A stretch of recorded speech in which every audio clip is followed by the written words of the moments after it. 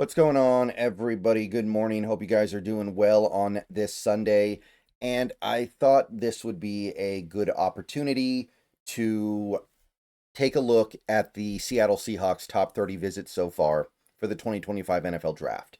And this is something that we've talked about in previous years, and it is something that you can certainly learn something from, but it's really hard to say how much you can learn from it and whether or not that knowledge is going to actually mean anything. So basically, what it is in the pre-draft process, like after the combine, before the draft, teams are able to have formal visits with players, pulling them into their building, in our case, the VMAC, and have a discussion with them and learn more about them and basically really hone in their take on whether or not they want to draft them.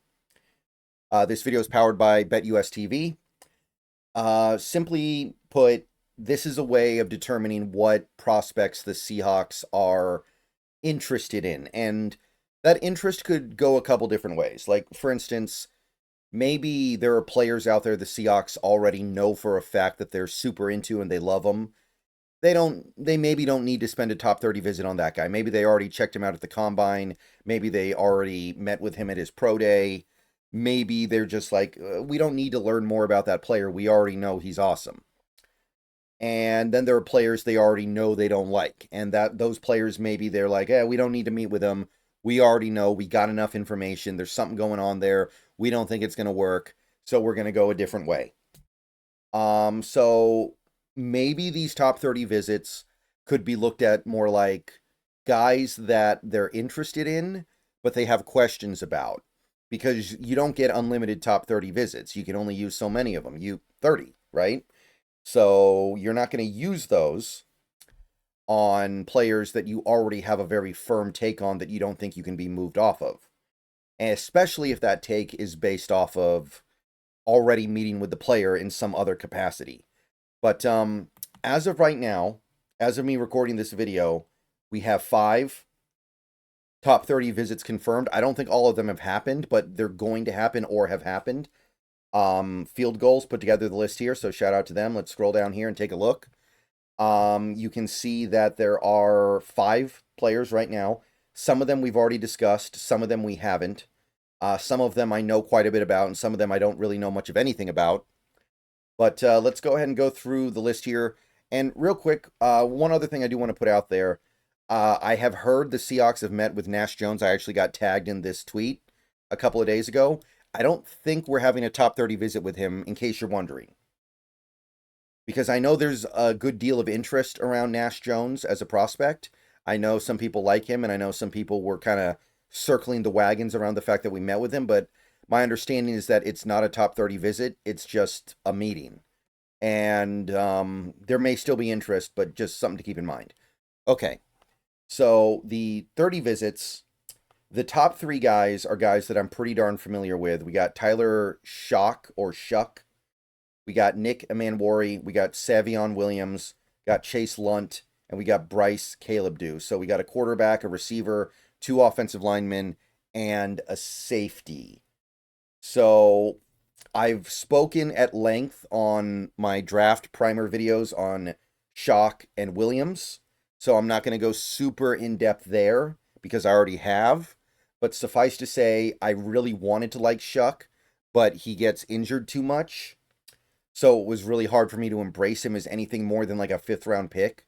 He's had like 3 significant injuries in the last 4 years. And Savion Williams is a very interesting prospect that I'm really liking the sound of the more I look into him. Immense potential, may not realize it, but he's got a great combination of skills. So those would be my quick takes on those guys. Before I go any further, though, I do want to talk about my friends over at BetUS TV. I know football season's over.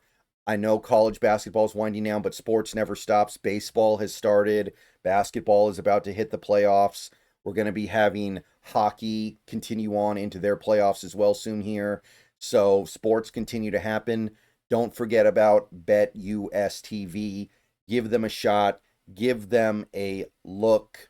They are very, very good at what they do. And for the 365-day-a-year sports fan, they do great things. You can remember the draft is still something that is not set in stone. That is something that people do make educated guesses on. So maybe you can go do that over there as well. So yeah, give BetUS TV a shot. All right. So anyway, back to these top 30 visits. So like I said, Shuck and Williams I've already talked about a lot. Lunt and Cable Do, I really don't know very much about. I can't speak too much about them right now. Obviously, they're offensive linemen. Lunt was a teammate of Christian Haynes last year, so I guess that's kind of interesting. I've heard of him. I really haven't heard very much about Cable Do, so I don't even know if that's a guy who's likely to get drafted. And don't get me wrong, sometimes you use top 30 visits on players that won't get drafted because you still want to see if you want to pick them up in UDFA, or maybe use like your 7th rounder on them to make sure you get them, but I don't know. So the one guy that leaves is Amanwari, and Amanwari is a guy who absolutely set the building on fire at the combine. He had one of the great safety combines of all time, and it's another kind of classic example of football people trying to balance out the testing with the tape, because the tape with Amanwari, I know the Hawks Nest has talked about this, Dan Viennes has talked about this, other people have talked about this.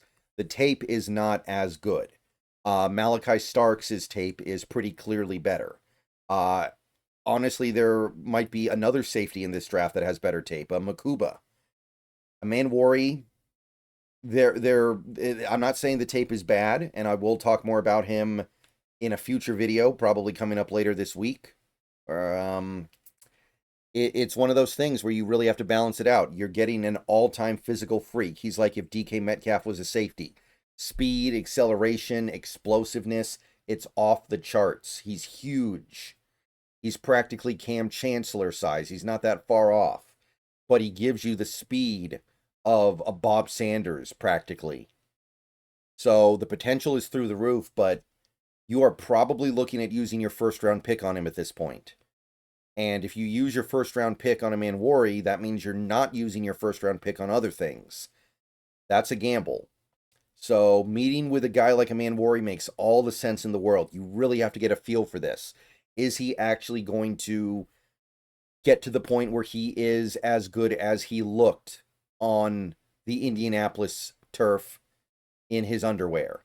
Or is he going to always be the player he was at South Carolina, which was a good player, but a flawed player in a way that other safeties are not? So that one's tricky, but I absolutely love the fact that we're looking at him.